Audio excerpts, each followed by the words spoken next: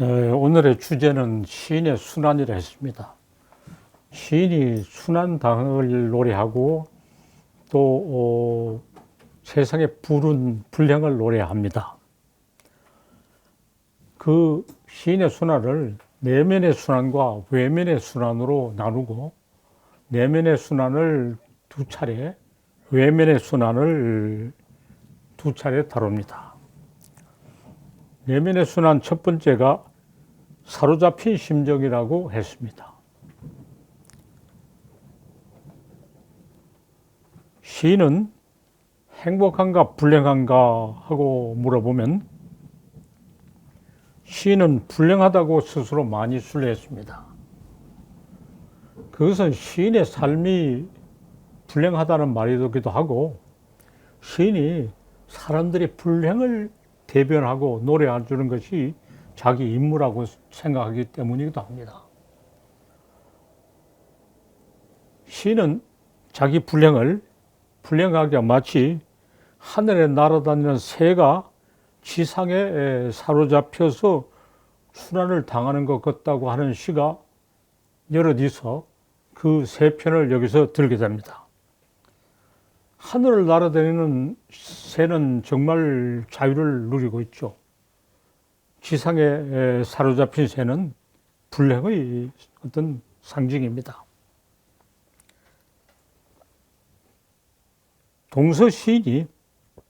동서고금의 시인이 이와 같은 공통된 발상을 하는 것은 매우 흥미롭고 오늘 여기서는 대강 조금만 이야기하지만 더 자세히 비교 연구할 만한 좋은 주제가 됩니다. 당나라 시인 백거이, 백낙청이라고 하죠. 는 말했어요. 나는 본래 바다 위 학이었는데 아본 해상 학.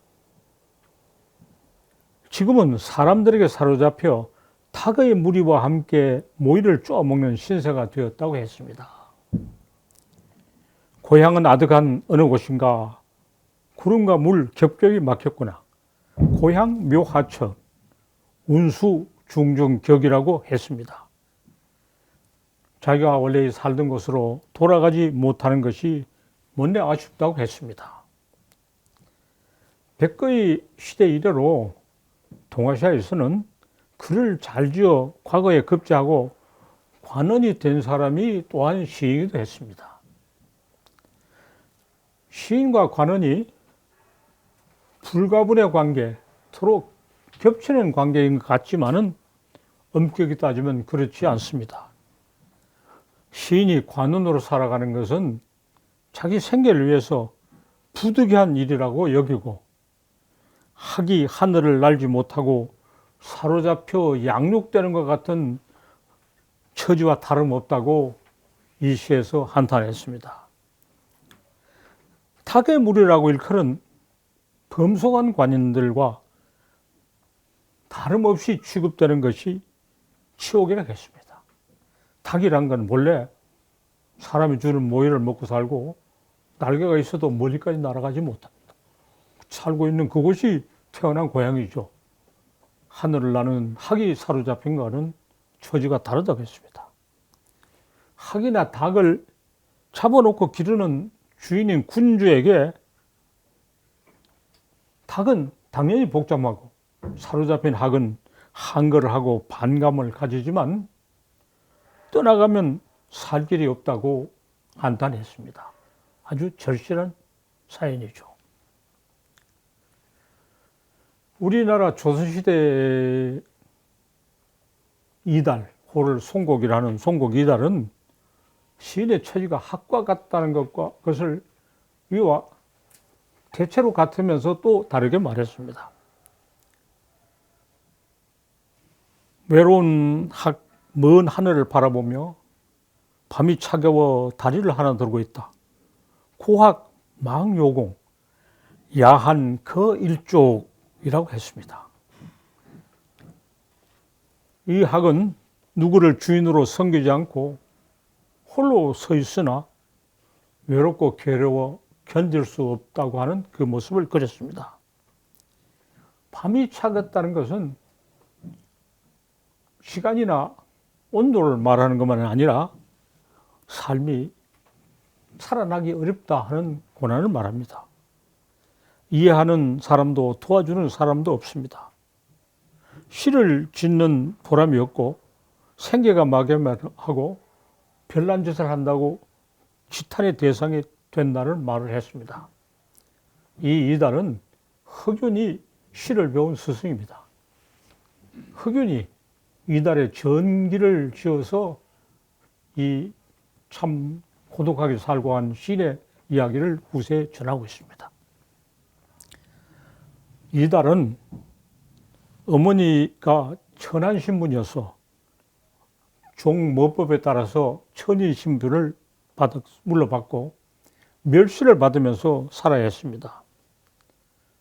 천안신분이기 때문에 능력이 뛰어나도 과거를 보아야 진출할 수 있는 자격을 상실한 것이, 그런 자격이 없는 것이 백거이와는 처지가 달랐습니다. 자기가 좋아서 시를 짓는 자유를 누리니 다행이지만 살아갈 방도가 막연하고 많은 사람에게 멸시받는 처지였습니다. 시 작품이 아무리 뛰어나도 생계와 연결되지 않았습니다.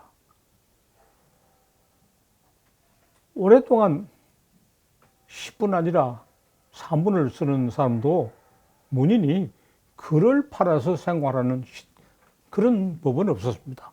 그건 자본주의 시대에 와서 생긴 법이고, 또 글을 팔아서 살아난 후에 문인이 잘 산 것도 물론 아닙니다. 그 이야기는 다음 보드레르와 연결됩니다.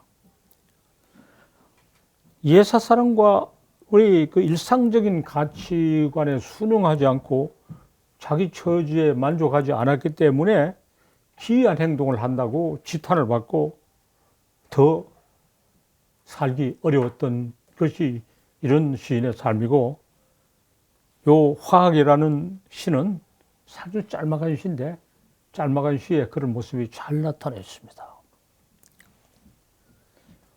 전에도 한번 거론한 19세기 프랑스의 보드레르는 시인의 처지를 알바트로스에 겨누었습니다. 시 제목이 알바트로스입니다. 알바트로스는 신천홍이라는 번역어가 있으나 생소하기는 마찬가지입니다. 신천홍이라는 번역어를 별로 쓰지 않는데 우리에게는 매우 생소합니다. 그래서 신천홍이라는 번역해도 사람들이 어차피 못 알아보니까 그냥 알바트로스로 하는 게 나아요. 왜 그러냐 하면 이 새는 남반구에 주로 있습니다. 하늘을 날아다니는 새고, 하늘을 날아다니는 새 중에서 가장 큰 겁니다. 날개가 가장 길고 그 긴 날개로서 자유롭게 활공하면서 대부분의 시간을 떠서 보내며 멀리까지 날아갈 수 있습니다. 앞에서 백거이가 자기는 원래 해상의 학이었다. 그 학의 모습을 더 크게 그린 것이 보드레르의 알바트로스입니다. 양쪽의 시인의 생각이 참 근접되어 있는 것이 매우 흥미로워요. 알바트로스가 어쩌다가 뱃사람들에게 잡혀, 위에 백낙청의 학은 표술사리를 해서 고난을 겪는다는데 어쩌다가 뱃사람들에게 잡혀 곤욕을 치른다고 했습니다.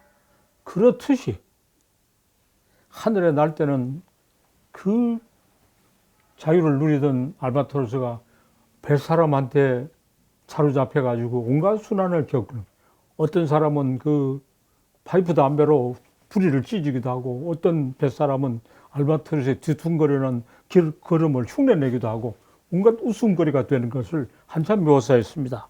그 대목은 생략하고 그 다음 중요한 대목을 인용합니다.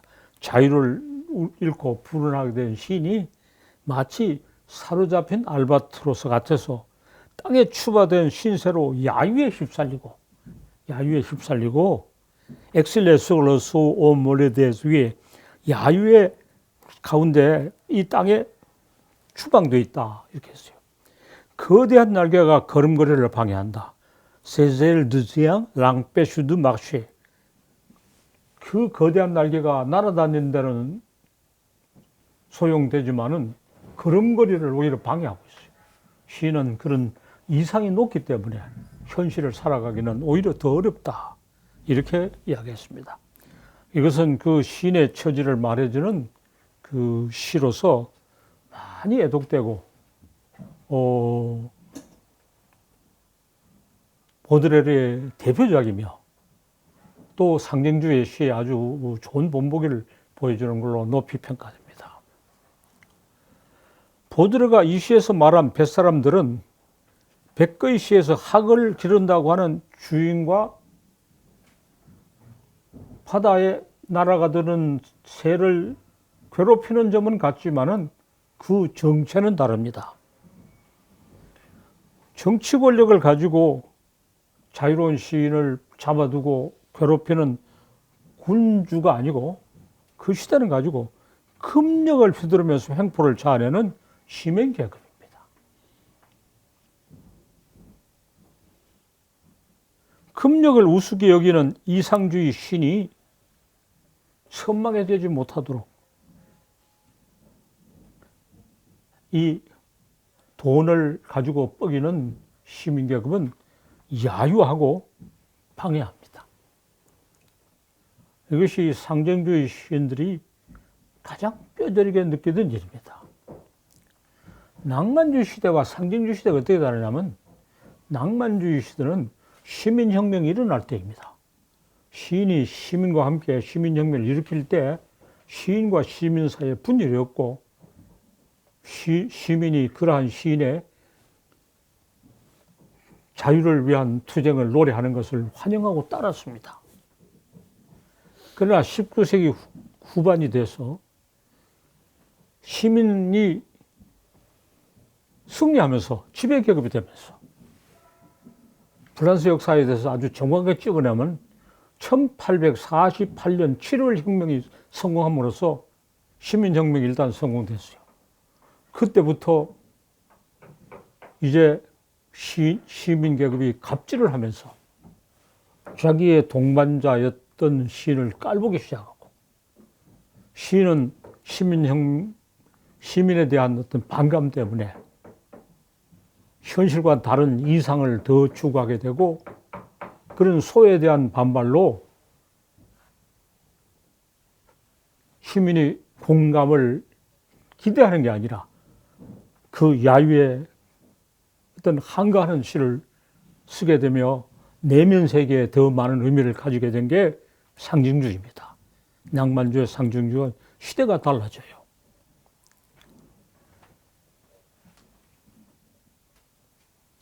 이제 모든 가치는 재산과 소득입니다. 너 재산이 얼마 있고 돈을 얼마나 버느냐.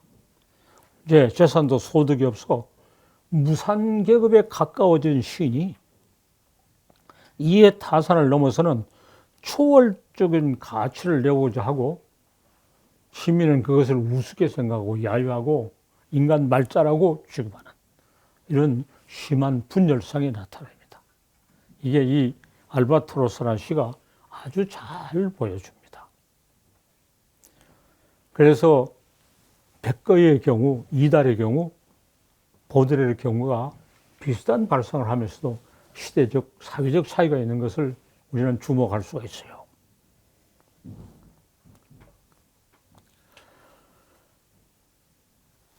백거이가 겪은 권력의 억압은 관직을 그만두면 벗어날 수 있어요. 또 백거이 시대의 그 시인은 다 지주계급을 겸하고 있어서 먹고 살기 아주 없진 않아요. 도유명이 했듯이 전원으로 돌아가면 그래도 견딜 수 있었어요. 그래서 관직을 하면서 구속당한 것은 자기 선택이죠. 여유가 있었어요. 이달은 미천한 신분 때문에 고난을 겪는데, 이 신분제는 결국 타파됩니다. 고귀한 신분과 미천한 신분의 구별이 없어져요.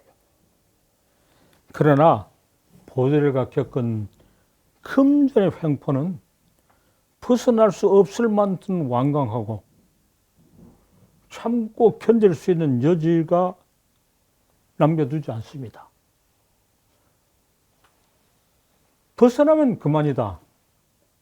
조금 지나면 없어지다. 할 수 있는 게 아닙니다. 완강히 남아있고 지금도 계속 그렇습니다. 계속 그래요. 그래서 시인의 싸움은 점점 더 힘들어집니다. 이 세 사람이 겪은 순환은 시대와 사회적 성격이 다르다는 사실을 주목할 필요가 있고, 오늘날에는 이 보드레를 겪은 금전과의 싸움, 이것이 시인에게 고독과 불행을 더 가져오는 것이 계속되고 있습니다. 여기에 어떻게 대처할까 하는 것은 참으로 심각한 문제로 지속되고 있는 것을 주목할 필요가 있어요. 보드레가 알바트로스에 노래한 이것은 오늘날 자본주의가 지구 전체를 덮고 있어서 지구 전체의 모든 시인의 보편적인 문제가 되고 있습니다.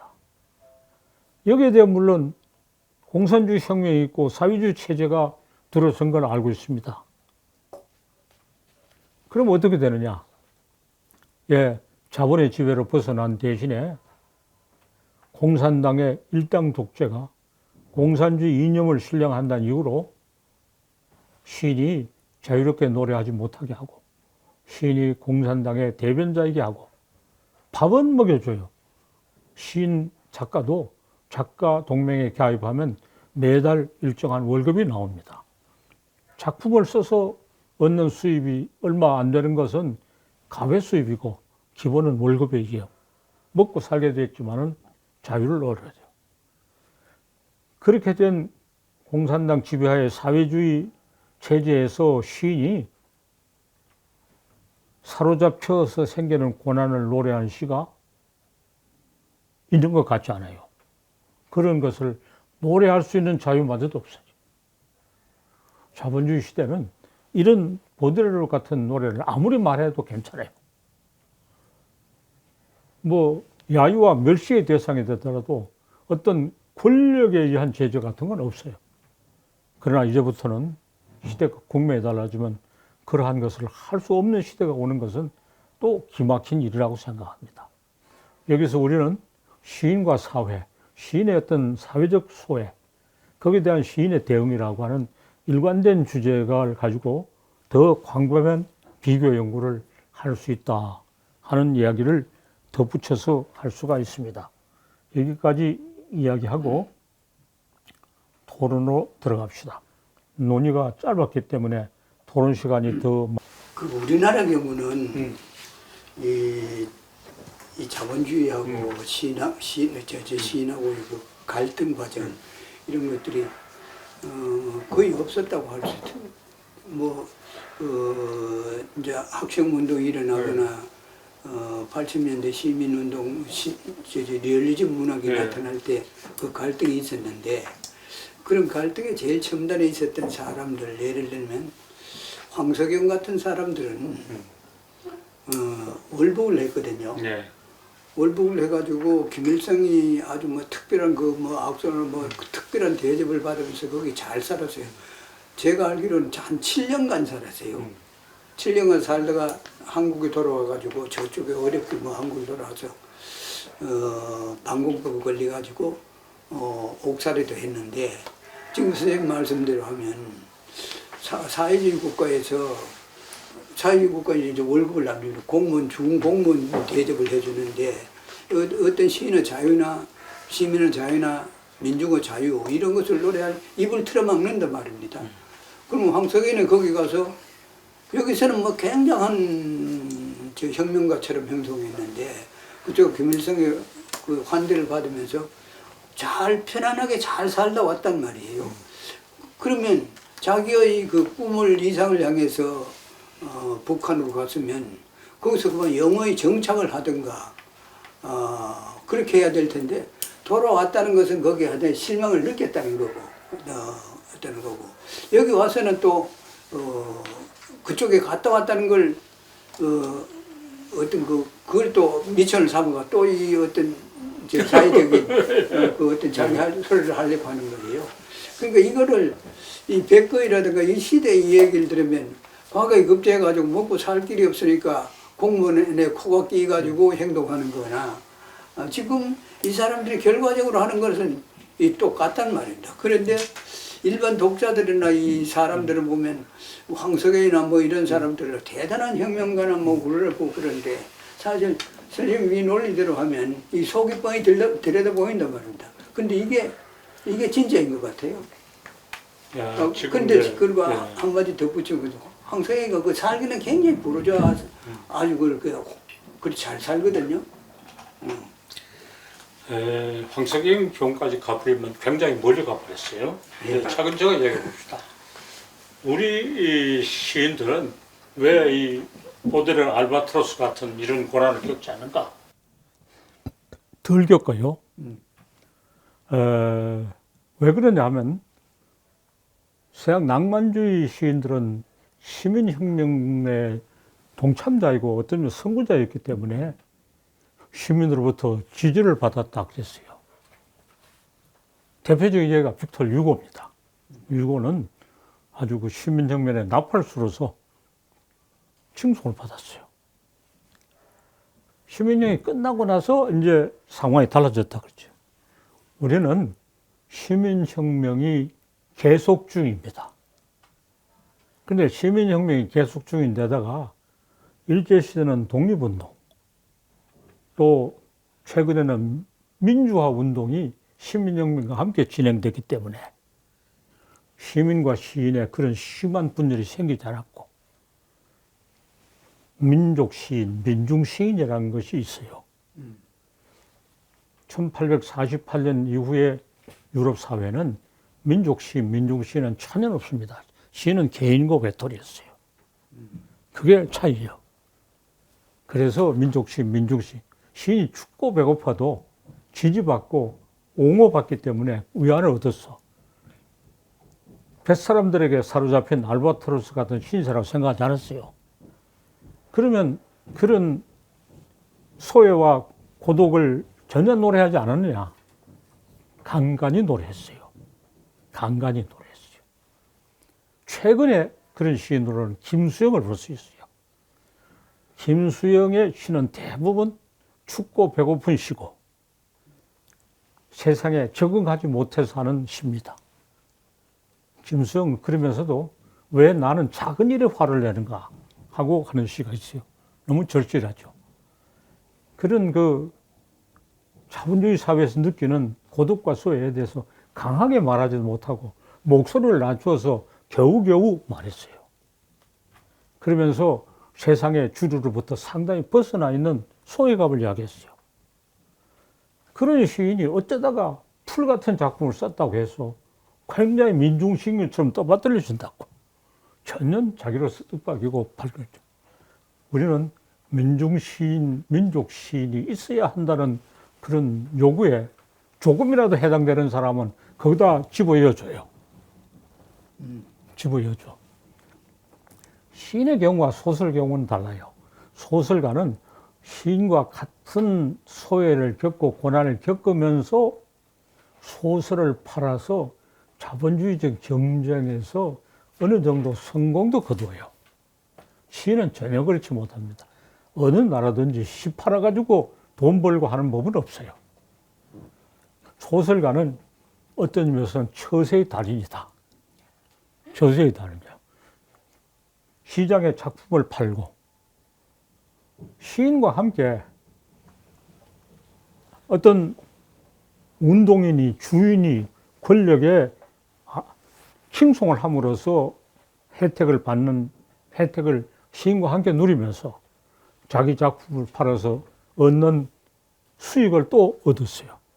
황석영은 이 시대 이러한 조건에서 가장 처세를 잘한 서세를 잘한 사람으로 기록될까요?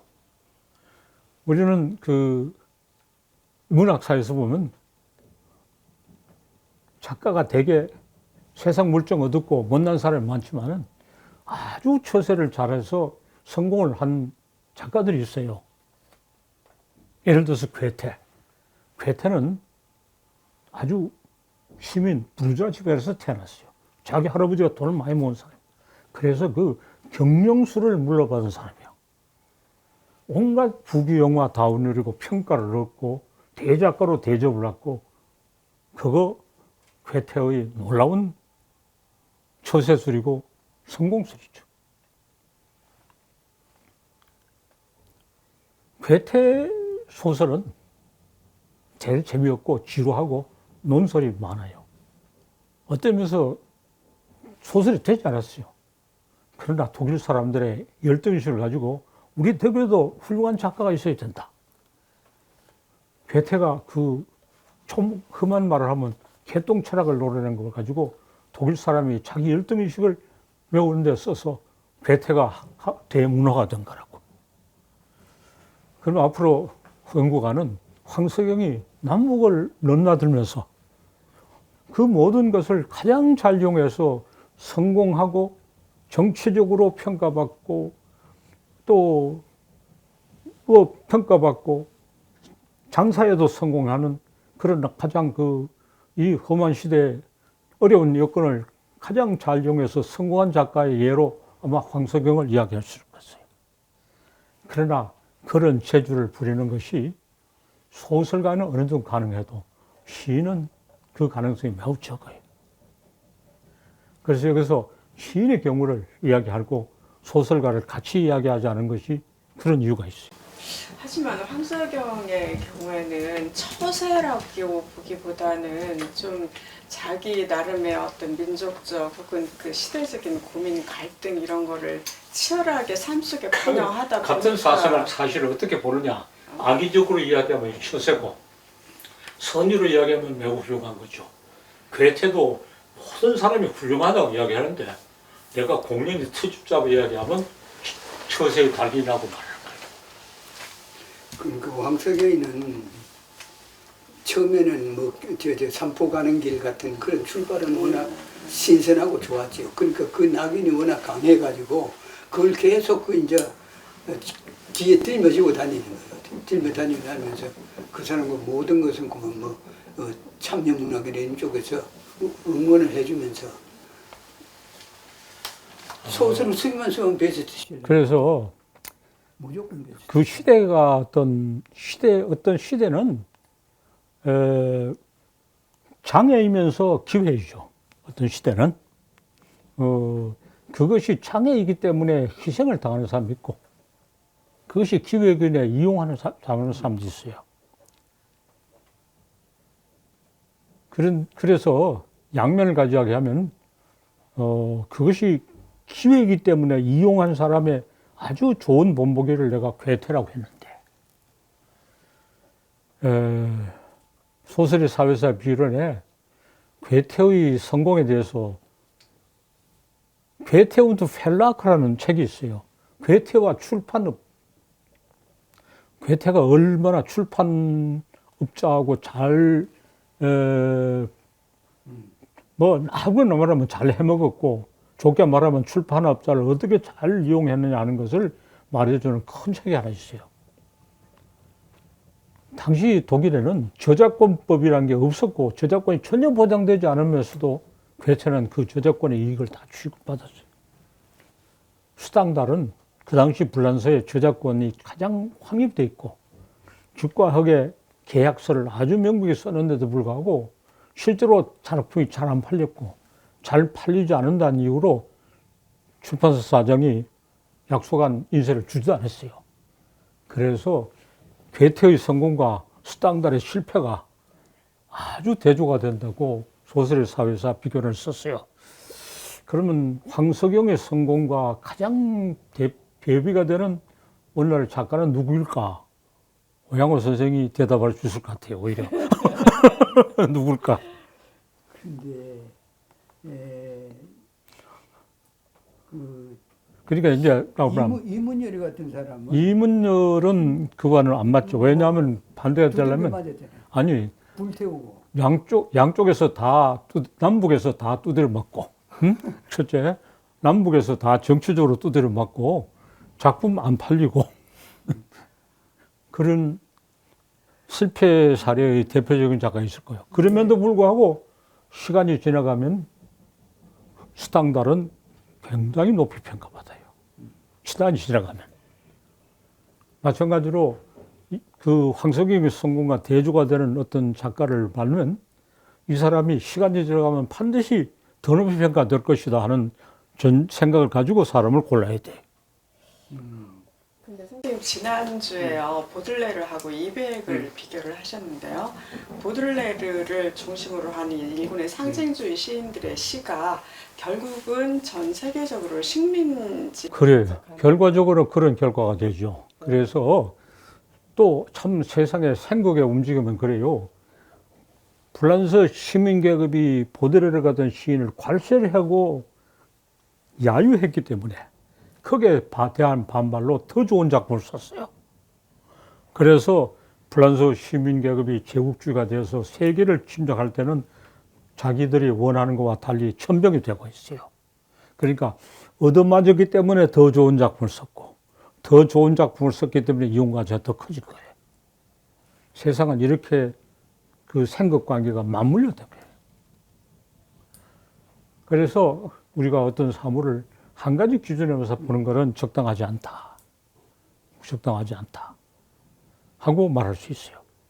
그래서 또, 그 시대에 그렇게 괴테를 들면 괴테는 그러한 성공을 거두었기 때문에 괴테의 작품은 내가 보기에 정말 과대평가되어 있어요. 과대평가. 그런 성공을 거두지 못한 작가가 정말 훌륭한 작품을 써야 되죠.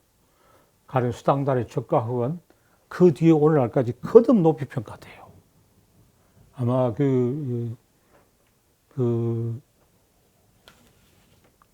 이 수당달은 계속 출판업자한테 사기당하고 살았어요. 사기당해서.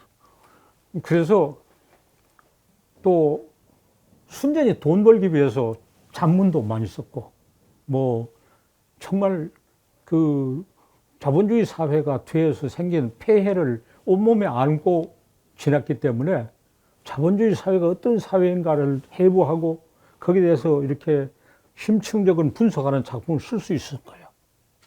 괴테는 자본주의 사회가 어떤 사회인가를 분석하는 것은 하나도 없어요. 그리고 시민계급과 귀족 사이에 갈등, 투쟁이 괴테는 나타나잖아요.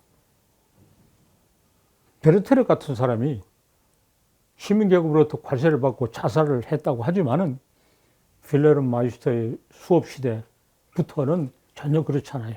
둘이 그냥 같이 해먹는 거 그리고 있어요. 자기 자신도 시민계급이면서도 귀족으로 승격했어요. 그거하고 그러한 사회의 이면을 처절하게 그린 발자크나 수당달하고는 달라요. 발자크 수당달은 시대가 지나가면서 계속 높이 평가돼요. 그 우리나라는 이 출판업자하고 이래 해가지고 잘 해먹은 것이 이런 말 해도 되는지 모르겠는데 창비가 신경숙 막 만들었잖아요. 만들고 신경숙 소설이 막 외국어 뺏겠다고 난리가 났는데 이제 새로 또 시작한다고 했는데 별로 반응이 없어요. 그런데 우리나라에는 재미 현상은 뭐 이야기가 너무 많이 나갑니다만은 소위 좌파 상업주의가 우파의 상업주의를 압도했어요. 그러니까 좌파 상업주의의 놀라운 성공, 그러니까 좌파 상업주의의 놀라운 성공이라고 하는 것이 오늘날 한국 사회나 문학을 이야기하는데 굉장히 큰 비중을 차지하게 돼요. 또는 좌파 사회 상업주의 내지 운동권 상업주의. 그러나 그것은 오늘의 주제와 너무 많이 벗어났기 때문에 이 정도 이야기를 마무리하고 다음 주제로 넘어가겠습니다.